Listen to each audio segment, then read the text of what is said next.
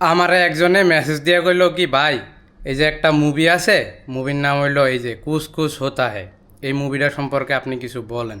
পরে আমি গতকালকার রাত এই মুভিটা দেখলাম। এখন এই মুভিটা নিয়েই কথাবার্তা কমু যে এই মুভিটার লগে আমগো সমাজের বাস্তব চিত্রটা আসলে কি, এইটা লই কথাবার্তা কমু। তার আগে একটু জিনিসটা দেখেন।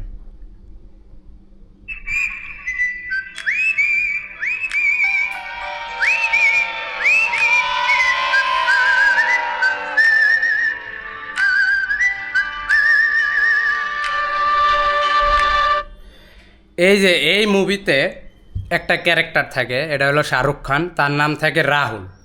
হ্যাঁ, যেই কলেজে পড়াশোনা করে যে জুয়ানকালে, সেই সময় হ্যার বেস্ট ফ্রেন্ড থাকে একটা, এই সেরির নাম হইলো অঞ্জলি। সেরির নাম হইলো বাস্তবে কাজল, মানে নায়িকা কাজল, এর নাম থাকে অঞ্জলি। যে শাহরুখ খানে বা এই রাহুলে করে কি অঞ্জলির লগে বন্ধুত্ব পাতায়, একবারে সোলমেট বাপ। কিন্তু এই আলার চরিত্রটা হইলো খুবই খারাপ, একটা লুচ্চা প্রকৃতির লোক। বেস্ট ফ্রেন্ড ফাতায়া ওই মাইয়াডারে হ্যার প্রতি দুর্বল করে, ওই যে অঞ্জলিরে। আর হ্যাঁ, ফাঁকি দিয়ে আরেকটা মায়ের লগে ফেম করে, মায়ের নাম হইলো টিনা বা রানী মুখার্জি। এই টিনার লগে ফেম করে, অঞ্জলি এটা মান্য নিতে পারে না। অঞ্জলি কয় আমার সোলমেট রাহুল, সে টিনার সাথে প্রেম করে, এটা আমি মেনে নিতে পারবো না। এটা কইয়া অঞ্জলি ওই কলেজ ছেড়ে যায়। ওরা রাহুল আলারুতালা করে কি, কয়দিন অঞ্জলির লেগে একটু সেট থাকে, পরে আস্তে আস্তে অঞ্জলিরে বুঝলা টিনারে বিয়া করে লাই। পরে একটা বাচ্চা হয়। পরে টিনায় হঠাৎ করে অসুস্থ হয়ে যায়।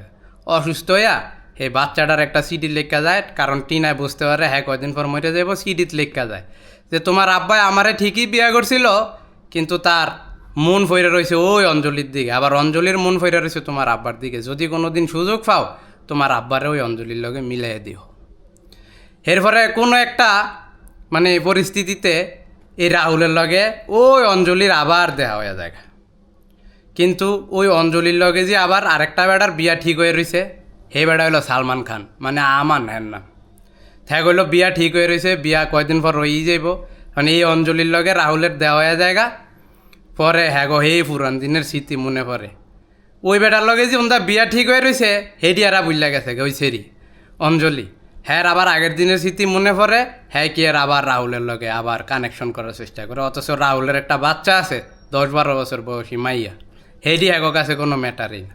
শেষমেশ ওই যে মানে টিনায় কয়ে গেছিল হ্যার মাইয়ারে যে তুমি সুযোগ পাইলে তোমার আব্বারে আর অঞ্জলিরে মিলাই দিও। কারণ টিনায় করছে কি, ওই যে আমান সালমান খানের কাছে গিয়া কয়ে দিছে, হয় আমনে এই অঞ্জলিরে বিয়া করলে সুখী হইতে পারতেন না, কারণ অঞ্জলির মন তো আমার আব্বার কাছে, আবার আমার আব্বার মন অঞ্জলির কাছে। সালমান খান এটি হইন না হ্যার বিয়া ভাঙ্গা দেয়, ভাঙ্গা দিয়া কয় না, তাইলে অঞ্জলির লগে রাহুলেরই বিয়া হোক। অঞ্জলিও এই আমানরে বললা গিয়ে আবার রাহুলরে বিয়া করে। এইটা বলে একটা মুভি, এটা বলে একটা সিনেমা। এটার লগে আমগো মানে বাস্তব সমাজের যে মিল, সেটা কি, সেটা হইলো এই যে রাহুলের মতো লুচ্ছা ওয়াদ্দা ভোলাইন, লুচ্ছা ওয়াদ্দা বেড়ারা, এরাই মেয়েদের কাছে খুব প্রিয় পাত্র।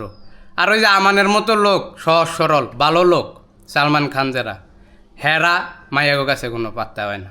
সালমান খানের লগে আমার খুব কষ্টই লাগছে এই মুভিটা দেখা।